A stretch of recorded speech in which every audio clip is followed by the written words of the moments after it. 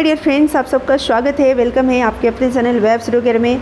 Friends, मैं उम्मीद करती हूँ आप सभी लोग अच्छे होंगे। तो चलिए आज के सेशन को स्टार्ट करते हैं। बायोलॉजी का हमारा सीरीज चल रहा है। बिहार में बीपीएससी के द्वारा जो एग्ज़ाम टीचर्स के लिए कंडक्ट होने वाला है फ्रेंड्स, उसकी सीरीज चल रही है। लेकिन इसका मतलब ये नहीं कि जो टॉपिक पढ़ाया जा रहा है बायोलॉजी का वो केवल और केवल बीपीएससी के द्वारा जो एग्ज़ाम कंडक्ट होगा उसी में पूछा जाएगा, ऐसा नहीं है। किसी भी कॉम्पिटेटिव एग्ज़ाम में आपने देखा होगा सिलेबस, उसके अंदर न्यूट्रिशन इन प्लांट्स, एनिमल्स या सेल टिश्यू ये सब पढ़ने होते हैं। और फ्रेंड्स, अगर हम बात करें बोर्ड एग्ज़ाम का, 10th बोर्ड एग्ज़ाम से बेसी हो या किसी भी स्टेट का हो, तो उसमें भी बायोलॉजी के अंदर ये सब चीज़ें पढ़नी होती है। तो इसलिए सभी के लिए हैं फ्रेंड्स, या आप DSSB का एग्ज़ाम देने वाले हो या उसकी तैयारी आप कर रहे हो, किसी भी टीचिंग एग्ज़ाम की आप तैयारी कर रहे हो, तो फ्रेंड्स या किसी भी कॉम्पिटेटिव एग्ज़ाम की तैयारी कर रहे हो जिसके अंदर जनरल साइंस अगर पूछा जाता है और उसके अंदर बायोलॉजी पूछा ही जाएगा, जनरल साइंस है, तो उसमें आपको ये पढ़ना है। सेल टिश्यू या plant kingdom, animal kingdom, micro organism के ऊपर मैंने वीडियो बनाकर अपलोड कर दिया है। उन सारी वीडियो को अगर आप अभी तक नहीं देखे हैं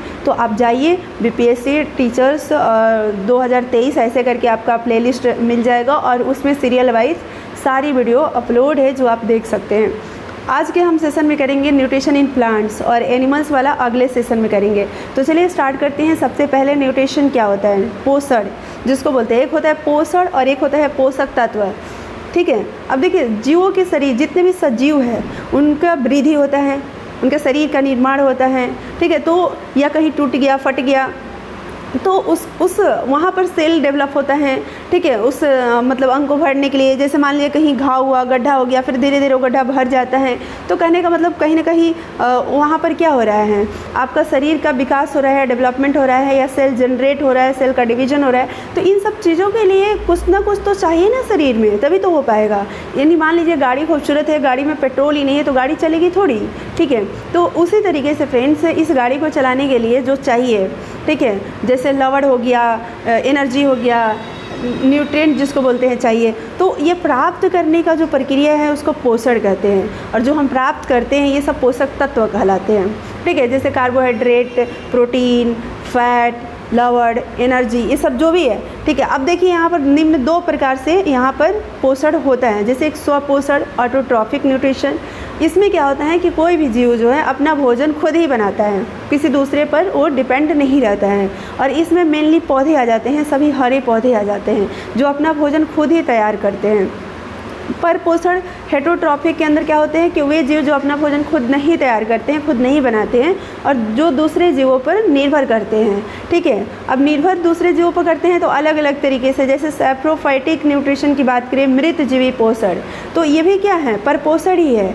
मतलब ये भी दूसरे जीव से ही अपना भोजन ग्रहण करते हैं या दूसरे पौधे के शरीर से अपना भोजन ग्रहण करते हैं। जैसे कोई जीव जंतु मर गया, ठीक है, और उसके शरीर से लिक्विड के फॉर्म में या कार्बनिक, पौधे के शरीर से कार्बनिक पदार्थों को क्या कर लेते हैं, अवशोषित कर लेते हैं। या कोई मरे हुए जीव जंतु है उसके शरीर से भोजन ये प्राप्त करते हैं, जिसमें कवक, बैक्टीरिया, प्रोटोजोआ आते हैं मृत जीवी परपोषण के अंदर। ठीक है, अब देखिए इसमें सैप्रोफाइटिक न्यूट्रिशन, मृत जीवी पोषण, ये मैंने बता दिया, दोबारा से इसमें प्रिंट हुआ है।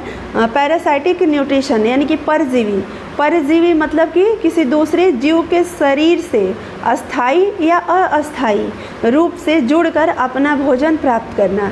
यानी कि किसी दूसरे जीव के शरीर से कनेक्ट होकर के, या थोड़े समय के लिए कनेक्ट हो रहे हैं या लंबे समय के लिए, है ना, और उससे जुड़ करके भोजन प्राप्त करना। ठीक है, तो इसको बोलते हैं परजीवी यानी कि पैरासिटिक न्यूट्रिशन। अब देखिए इसमें कौन कौन से आ जाएंगे। इस तरह से भोजन प्राप्त करने वाले जो जीव होते हैं परजीवी कहलाते हैं, और इस तरह से भोजन प्राप्त करने का जो प्रोसेस, प्रक्रिया होता है उसको परजीवी पोषण कहते हैं। ठीक है, इसके अंतर्गत आ जाएंगे गोल कृमि, हुकवर्म, टेप वर्म और कुछ कौवा, कुछ बैक्टीरिया आते हैं और अमरबेल का पौधा भी आता है।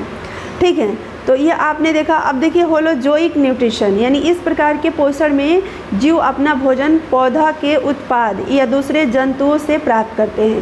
यानी कि पौधा के उत्पाद, यानी कि जैसे आपका मान लीजिए आज के टाइम में आप आम खा रहे हो, लीची खा रहे हो, तो क्या है, पौधा का ही उत्पाद है। या कोई भी अनाज खा रहे हो, अगर आप दूध खा रहे हो, एग ले रहे हो, मांस ले रहे हो, तो ये सब जंतु से ही प्राप्त होने वाला है। ठीक है, तो मेढक जो है, मनुष्य है, अमीबा है, ये सब होलोजोइक यानी प्राणी संपोषण है। प्राणी संपोषण के ही अंदर अमीबा भी आता है, मनुष्य तो आता ही है, मेढक भी आता है। ठीक है, अब देखिए पौधों में पोषण, प्लांट में न्यूट्रिशन इन प्लांट, पौधे क्या होते हैं, स्वपोषी होते हैं और ये अपना भोजन खुद तैयार करते हैं और इनके भोजन तैयार करने की विधि क्या कहलाता है, प्रकाश संश्लेषण। और प्रकाश संश्लेषण की प्रक्रिया शुरू से लेकर लास्ट तक कहाँ पर होती है, क्लोरोप्लास्ट में होती है। पीछे अगर आपने नहीं पढ़ा है, टिश्यू चैप्टर नहीं पढ़ा है, तो प्लीज़ आप टिश्यू का वीडियो आप देख लीजिए। क्लोरोप्लास्ट, क्रोमोप्लास्ट, जो भी आप लोगों को पीछे वाले वीडियो में बताया गया है फ्रेंड्स, इसके बारे में वहाँ पर आपको डिटेल्स जानने को मिलेगा। देखिए, क्लोरोप्लास्ट की संरचना अलग अलग जीवों में अलग अलग तरीके से होती है। जैसे हम बात करें कि जो लो कैटेगरी में प्लांट आते हैं, जैसे शैवाल हो गया, तो शैवाल में अलग अलग प्रकार के क्लोरोप्लास्ट होता है। ठीक है, कुछ में कप की आकृति का होगा, कप जैसा, किसी में सी के आकार का होगा, कुछ में फीते के समान होगा। मैंने क्लोरोप्लास्ट का स्ट्रक्चर बताया जा रहा है। ठीक है, परंतु जो हाई कैटेगरी के प्लांट होते हैं, ठीक है, हायर कैटेगरी के जो प्लांट होते हैं, उनमें एक समान आकृति तथा संरचना वाले क्लोरोप्लास्ट होते हैं। यानी कि जो लो कैटेगरी के प्लांट होते हैं उनमें अलग अलग, किसी में कप, किसी में सी, किसी में फीता, इस तरह से क्लोरोप्लास्ट का स्ट्रक्चर होता है। लेकिन जो हायर कैटेगरी के प्लांट होते हैं उनमें जो पाया जाता है क्लोरोप्लास्ट एक जैसा होता है। और उच्च वर्ग के पौधे में क्लोरोप्लास्ट 3 से 10 माइक्रोमीटर तक लंबा होता है। कितना? 3 से 10 माइक्रोमीटर तक लंबा होता है।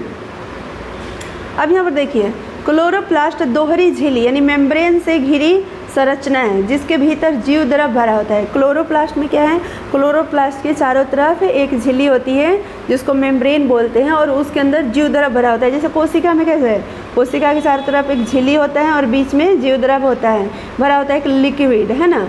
तो सेल वाला चैप्टर आप नहीं पढ़े होंगे तो आप सेल वाला वीडियो आप ज़रूर देख लीजिएगा। अब देखिए, क्लोरोप्लास्ट के भीतरी खाली जगह को स्ट्रोमा कहते हैं। क्लोरोप्लास्ट के अंदर जो भीतर है वो जीव द्रव भरा होता है और उसमें खाली जगह को स्ट्रोमा कहते हैं। स्ट्रोमा में एक दूसरे पर रखे कई वेसिकल्स के समूह होते हैं जिसे ग्रेना बोलते हैं। यानी स्ट्रोमा में ग्रेना होते हैं और ग्रेना जब धागे के समान संरचना द्वारा आपस में जुड़ जाता है तब इसको थाइकोइड्स बोलते हैं। ठीक है, थाइकोइड्स के झिल्ली पर क्लोरोफिल नामक वर्णक यानी पिगमेंट पाया जाता है जो ग्रीन कलर का होता है। ठीक है, अब देखिए, प्रकाश संश्लेषण में मुख्य रूप से जो भाग लेते हैं क्लोरोफिल लेता है। क्लोरोफिल प्रकाश को क्या करता है, अवशोषित करता है और उसके बाद संश्लेषण की प्रक्रिया को शुरू करता है। जैसे हमारे घर की किचन में, ठीक है, अगर मान लीजिए गैस सिलेंडर नहीं हो, सब कुछ मौजूद हो, तो खाना पक पाएगा? नहीं पक पाएगा। तो सूर्य के प्रकाश यहाँ पर चाहिए, बट सूर्य के प्रकाश को ऑब्जर्व कौन करता है, क्लोरोफिल करता है। और क्लोरोफिल मुख्य रूप से लाल तथा नीले रंग के प्रकाश को अवशोषित करता है। लाल रंग के प्रकाश में प्रकाश संश्लेषण क्रिया सबसे तेज होती है और नीले रंग में मतलब कि कम होती है, लेकिन मुख्य रूप से ये दो प्रकाश को ये अवशोषित करता है। अब देखिए, सबसे पहले जेने सेनेबियर नामक वैज्ञानिक ने ये पता लगाया था कि पौधे जो है वो CO2 ग्रहण करते हैं और O2 छोड़ते हैं। लेकिन उसके बाद निकोलस डी सौसेफ ने, यानी कि निकोलस ने ये पता लगाया कि पौधे CO2 तो लेते ही हैं, इसके अलावा जल भी ग्रहण करते हैं और तथा इन्हीं के कॉम्बिनेशन से ग्लूकोज का निर्माण होता है। अब देखिए, जूलियस आर मेयर ने यह पता लगाया कि भाई ठीक है, ग्लूकोज का निर्माण तो करते हैं, लेकिन ग्लूकोज का निर्माण करने के लिए केवल और केवल जल और CO2 नहीं, सूर्य के प्रकाश की भी ज़रूरत पड़ती है। ठीक है, अब देखिए, पौधों में क्लोरोफिल एवं सूर्य के प्रकाश की उपस्थिति ये दोनों अगर प्रेजेंट है तो CO2 तथा जल दोनों कंबाइन होकर क्या बनाएगा, ग्लूकोज बनाएगा। और इसी प्रक्रिया को प्रकाश संश्लेषण कहते हैं। प्रकाश संश्लेषण का जो आपका केमिकल रिएक्शन है वो ये है। देखिए, CO2 हो गया, आपको चाहिए कार्बन डाइऑक्साइड, H2O जल चाहिए, और यहाँ पर सनलाइट और क्लोरोफिल प्रेजेंट रहेगा तो C6H12O6 ये आपका क्या है, ये ग्लूकोज का फार्मूला है। और साथ में जल भी बनेगा और O2 भी बनेगा, यानी ऑक्सीजन भी रिलीज होगा। तो बाकी इसको बैलेंसिंग कर लेंगे, जैसे इक्वेशन बैलेंस करना होता है ना, इसमें 6 यहाँ 6 ये 12 6 लगाया गया है। इसका मतलब कि देखिए, इधर कार्बन कितने हैं 6 और इधर भी कार्बन कितने हैं 6। ऑक्सीजन यहाँ पर कितना हुए 6 6 12 और 12 24 हो गए। यहाँ पर 6 दूनी 12 और 6 तो 12 12 12 दूनी 24 हो गए। तो ये बैलेंसिंग किया गया है। प्रकाश संश्लेषण की पूरी प्रक्रिया संपन्न 2 भाग में होता है, एक भाग में नहीं। एक भाग को लाइट रिएक्शन और दूसरे भाग को डार्क रिएक्शन बोलते हैं। लाइट रिएक्शन में क्या होता है कि हरित लवक यानी क्लोरोप्लास्ट के ग्रेना वाला भाग जो होता है वहाँ पर लाइट रिएक्शन होता है। और इसमें होता क्या है एक्चुअली, जब H2O के अणु पर जब सूर्य का प्रकाश पड़ता है, क्लोरोफिल जब सनलाइट को ऑब्जर्व करता है और जब H2O पर पड़ता है सनलाइट, तो H2O अणु है ये टूट जाता है हाइड्रोजन आयन और ऑक्सीजन आयन में। O2 तथा O2 बनाता है, हाइड्रोजन आयन में टूट जाता है तथा O2 बनाता है, हाइड्रोक्साइड आयन में टूटता है। ठीक है, अब देखिए यहाँ पर O2 पौधों के द्वारा वातावरण में मुक्त हो जाता है, यानी कि जो ऑक्सीजन है वो क्या हो जाता है कि प्लांट के द्वारा चला जाता है वातावरण में। और हाइड्रोजन पौधों में पाई जाने वाली एक विशेष प्रकार की विटामिन होता है, उस विटामिन के साथ NADP होता है, उसके साथ मिल करके ये NADPH2 बना लेता है। कौन? हाइड्रोजन। ठीक है, जिसको निकोटाइनेमाइड एडेनिन डाइन्यूक्लियोटाइड फॉस्फेट बोलते हैं। ठीक है, अब देखिए जो लाइट रिएक्शन है इसका खोज हिल ने किया था, रॉबर्ट हिल नामक वैज्ञानिक ने किया था, जिसके कारण इस लाइट रिएक्शन को हिल रिएक्शन भी कहते हैं, क्योंकि हिल ने इसका खोज किया था। अगर हम डार्क रिएक्शन की बात करें तो देखिए डार्क रिएक्शन के लिए प्रकाश का होना ज़रूरी नहीं है, प्रकाश हो या ना हो डार्क रिएक्शन होते रहेगा, लेकिन जब तक NADPH2 उपलब्ध रहेगा तब तक ही ये डार्क रिएक्शन होगा। और ये क्लोरोप्लास्ट के स्ट्रोमा में होता है। डार्क रिएक्शन में CO2 यानी कि कार्बन डाइऑक्साइड और हाइड्रोजन परमाणु जुड़ करके क्या बना देते हैं? ग्लूकोज। जो हाइड्रोजन परमाणु है और पहले से CO2 तो मौजूद है ही, और H2O CO2 ये दो चीज़ चाहिए था ना, तो H2O हाइड्रोजन आयन में टूटा, हाइड्रोजन परमाणु के साथ ये मिल करके क्या बनाएगा? ग्लूकोज बनाएगा, C6H12O6। ठीक है, उसके बाद देखिए डार्क रिएक्शन का खोज किसने किया था? कैल्विन ने किया था, इसलिए इस रिएक्शन को कैल्विन साइकिल भी बोलते हैं, कैल्विन रिएक्शन भी बोलते हैं। देखिए प्रकाश संश्लेषण में ऑक्सीजन बाई प्रोडक्ट के रूप में बनता है। ठीक है, जो पौधों द्वारा कहाँ चला जाता है? वायुमंडल में छोड़ दिया जाता है। पौधों के पत्ती की बाह्य त्वचा यानी कि एपिडर्मिस, बाह्य त्वचा, पौधे के पत्ती की जो बाह्य त्वचा होता है उसको एपिडर्मिस बोलते हैं, और उसमें जो छोटे छोटे छिद्र पाए जाते हैं, जब उसको आप लाइट में ऐसे करके आप देखेंगे तो उसके मध्यम भाग में छोटे छोटे छिद्र पाए जाते हैं, जिसको अस्टोमाटा बोलते हैं। और इसी अस्टोमाटा के द्वारा गैसों का आदान प्रदान पौधों में होता है, जैसे CO2 ग्रहण करना, ऑक्सीजन छोड़ना, ये अस्टोमाटा से ही होता है। देखिए प्रकाश संश्लेषण केवल क्लोरोफिल के मौजूदगी में संभव नहीं है। क्लोरोफिल ही वह वास्तविक अणु है जिसके द्वारा प्रकाश संश्लेषण की क्रिया संभव है। ये कह रहा है ना कि प्रकाश संश्लेषण केवल क्लोरोफिल के मौजूदगी में ही संभव है। अगर क्लोरोफिल नहीं होगा तो प्रकाश संश्लेषण नहीं होगा, क्योंकि प्रकाश संश्लेषण में प्रकाश चाहिए और प्रकाश को क्लोरोफिल ही क्या कर देता है? क्लोरोफिल ही वो हैं जो प्रकाश संश्लेषण की क्रिया को संपन्न करते हैं, क्योंकि लाइट को ऑब्जर्व करते हैं और जिससे कि वाटर हमारा ब्रेक होता है और ऑक्सीजन रिलीज होता है और उसमें ग्लूकोज मेन बनाना होता है, हमारा ग्लूकोज बनता है। हाइड्रोजन अणु CO2 को साथ मिलाकर बनाता है। क्लोरोफिल को फोटोसिंथेटिक यूनिट भी कहा जाता है, प्रकाश संश्लेषी इकाई ऐसे इसको बोला जाता है हिंदी में क्लोरोफिल को। जब प्रकाश संश्लेषण हेतु बाह्य पदार्थ के रूप में क्या क्या होगा? तो देखिए बाहर यानी कि पत्ती में तो क्लोरोफिल है ही, बाहर में क्या है? जल है, CO2 है जो चाहिए बाहर से, और सनलाइट है। ये क्या कहाँ से चाहिए? बाहर से, ये प्लांट के अंदर नहीं है। तो ये बाहरी पदार्थ हो गए जो ज़रूरी है। एक दूसरे किसी के भी इनमें से किसी एक का भी अभाव होगा तो प्रकाश संश्लेषण संभव नहीं होगा। दूसरी चीज़, कृत्रिम प्रकाश में भी प्रकाश संश्लेषण हो सकता है, लेकिन इसका रेट बहुत कम होता है। और कृत्रिम प्रकाश में विकिरण होना चाहिए, बिना विकिरण वाला प्रकाश में प्रकाश संश्लेषण नहीं होता है। विकिरण जैसे सनलाइट में विकिरण होता है उसी तरीके से इसमें भी होना चाहिए। बाहरी पदार्थ जो प्रकाश संश्लेषण को प्रभावित करता है वो कौन सा है? CO2 यानी कि कार्बन डाइऑक्साइड।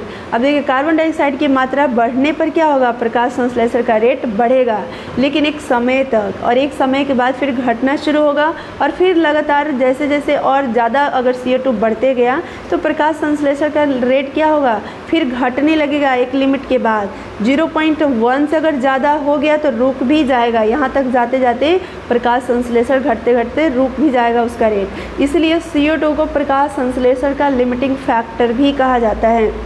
अधिकांश पौधे में प्रकाश संश्लेषण जो होता है पोषण जो होता है प्रकाश संश्लेषण के द्वारा ही होता है।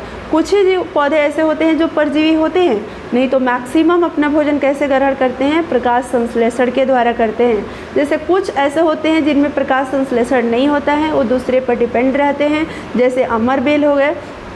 अमरबेल एक लता की तरह पौधा है और ये क्या करता है कि पौधे अपस्थानिक जड़ यानी कि पोषक पौधे के तना में घुसकर यानी किसी दूसरे प्लांट के ये तना में घुस जाता है और तना में जो फ्लोएम होता है, फ्लोएम से पूरे प्लांट में भोजन का मतलब कि परिवहन होता है, भोजन पहुंचता है।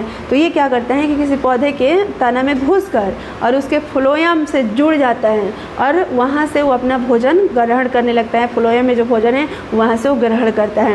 और कई पौधे तो ऐसे भी होते हैं जो पोषण प्राप्त करने के लिए कीटों का भक्षण करते हैं, जैसे आपका निफेंथिस हो गया यानी कि पीचर प्लांट जिसको बोलते हैं, डिस्किडिया हो गया, यूट्रिकुलेरिया हो गया। तो ये आपके कुछ पौधे के नाम थे। ठीक है, अब देखिए जंतुओं में पोषण आगे हम लोग पढ़ेंगे। इस वीडियो में इतना ही। अगर आपको चीज़ें समझ में आई होगी तो आप वीडियो को लाइक कर दीजिएगा। ठीक है, और फिर मिलते हैं नेक्स्ट वीडियो में। तब तक के लिए आप सभी लोगों को थैंक यू सो मच। लेकिन फिर ज़्यादा मैं ये बोलना चाहूँगी कि अगर चैनल को सब्सक्राइब आपने नहीं किया है तो प्लीज़ आप कर लीजिए, बेल आइकन प्रेस कर लीजिए ताकि हर इन्फॉर्मेशन, हर वीडियो आप तक पहुँच सके। Thank you so much friends.